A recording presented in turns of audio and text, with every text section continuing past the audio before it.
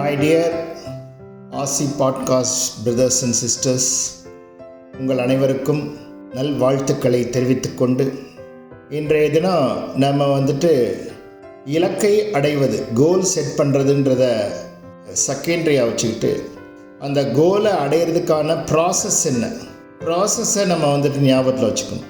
உதாரணமாக, ஒரு பெண் மாடலிங்காக வரணும்னு ஆசையாக இருக்குது, இல்லை ஆக்ட்ரஸாக வரணும்னு ஆசைப்படுறாங்க. அவங்க அது சம்மந்தமாக நிறைய இடங்களுக்கு டைரக்டர்ஸை மீட் பண்ணுறாங்க. சில கம்பெனி மாடலிங் இதுக்கு சில கம்பெனி அப்ரோச் பண்ணுறாங்க. அவங்க ஃபீச்சர்ஸ் எல்லாம் நல்லா இருக்குது, ஹைட்டு எல்லாம். ஆனால் பார்க்குறவங்க சினிஃபீல்டு டைரக்டர்ஸு, இந்த மாடலை ஃபோட்டோ எடுக்கிறவங்க ஃபோட்டோகிராஃபர்ஸ்லாம் சொல்கிறாங்க, கொஞ்சம் நீங்கள் வெயிட் ரெடியூஸ் பண்ணுங்கள், இன்னும் கொஞ்சம் ஸ்கின்னில் க்ளோ வர மாதிரி பார்த்துக்குங்க, ஆல்மோஸ்ட்டு நெக்ஸ்ட் மந்த் நம்ம ஸ்டார்ட் பண்ணலாம் அப்படின்னு சொல்லி அனுப்புகிறாங்க. இவங்க என்ன பண்ணணும், உடனே இந்த கற்பனையில் போயிட்டு படுத்துக்கிட்டு யோசிச்சுக்கிட்டு இருக்கிறத விட, ஃபோன் பேசி இந்த மாதிரி நான் அடுத்த மாதம் இந்த கம்பெனிக்கு நான் இது பண்ணலான் இருக்கேன், கால் ஷீட்டில் வருது, கையெழுத்து போடலான் இருக்கேன்னு சொல்கிறத விட, இவங்க என்ன பண்ணணும் அப்படின்னு சொன்னால், ஃபஸ்ட்டு இவங்க ஒர்க் அவுட் பண்ண ஆரம்பிக்கணும். அதுக்கப்புறம் டயட் மாற்றணும்.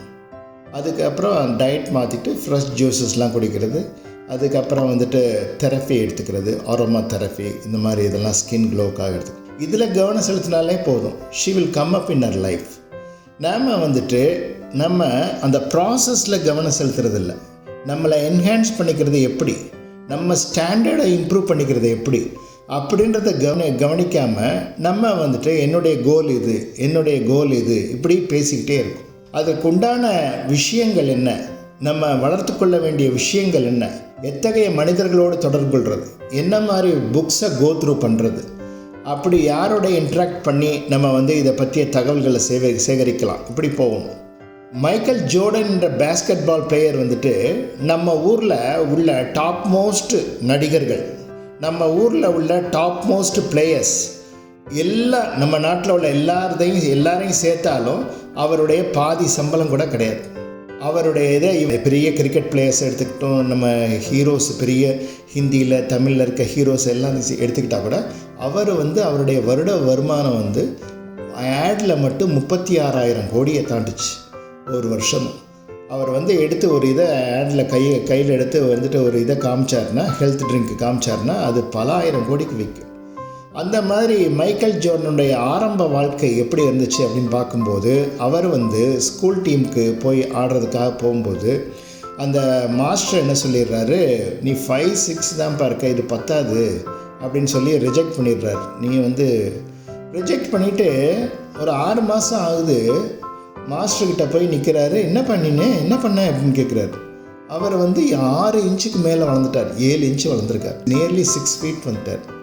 என்ன பண்ண, சரி நீ கிரவுண்டுக்கு வானா, யாருமே நிற்க முடியல. ஏன்னா அந்த சில மாதங்களில் இரவு பகல் பாராமல் பயிற்சி பண்ணியிருக்கார் அவர். எப்படி நம்ம இதில் புராண இதிகாசத்தில் சில அவமானங்கள் நமக்கு தேவைப்படுது, நம்மளை ப்ரோவ் பண்ணுறதுக்கு சில அவமானங்கள். நம்ம ரிஜெக்ட் பண்ணப்படும் போது, அதாவது ஏகலைவனை நீ இது ராயல் ஃபேமிலியில் உள்ளவங்க இருக்க இடம், நீ இங்கெல்லாம் வரக்கூடாதுப்பான்னு சொல்லி துரோணாச்சாரி இது பண்ணிடுறாரு. அந்த தேசம் முழுவதும் அவனுடைய புகழ் பரவிக்கிட்டு இருக்கு. ஒரே டைமில் ஒரு நாயை 7 பானங்கள் சேஸ் பண்ணும், நாயுடைய வாளுக்கு 7 பானங்கள் ஒன்று பின்னாடி ஒன்று போகும். மக்கள் வியந்து போய் பாராட்டி பேச ஆரம்பிக்கிறாங்க, இவர் குருவே இல்லாமல் இப்படி கற்றுக்கிறாருன்னு. அது துரோணாச்சாரி காதுக்கு போகுது. அப்போ துரோணாச்சாரி பார்த்தா அந்த கதை பெரிய கதை.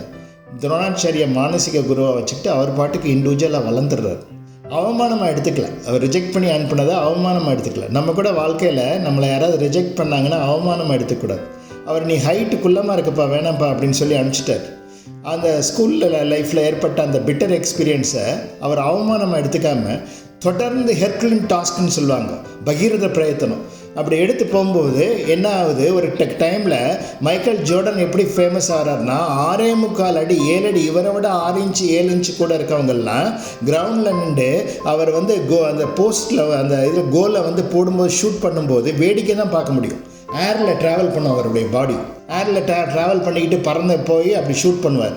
அப்போ மைக்கேல் ஜோர்டன்கிட்ட கேட்குறாங்க, என்ன இது ஒரு விந்தையாக இருக்குது நீங்கள் ஆடுறதுன்னு கேட்கும்போது, கிரவுண்டில் இறங்கி கொஞ்ச நேரத்தில் என்னுடைய உடல் மனம் புத்தி எல்லாம் ஒன்றா இணையிறதுக்கு கொஞ்சம் நேரம் ஆகும். அது உடல் மனம் புத்தி இயங்கிட்டதுக்கப்புறம் முழு மைதானத்தையும் என்னுடைய கட்டுப்பாட்டுக்குள் கொண்டு வந்து விடுவேன். அதுக்கு என்ன உதவியாக இருந்தது என்று பார்க்கும்போது ப்ராக்டிஸு. அந்த ப்ராக்டிஸ் வந்துட்டு பெர்சிஸ்டன்சி இருக்கணும்.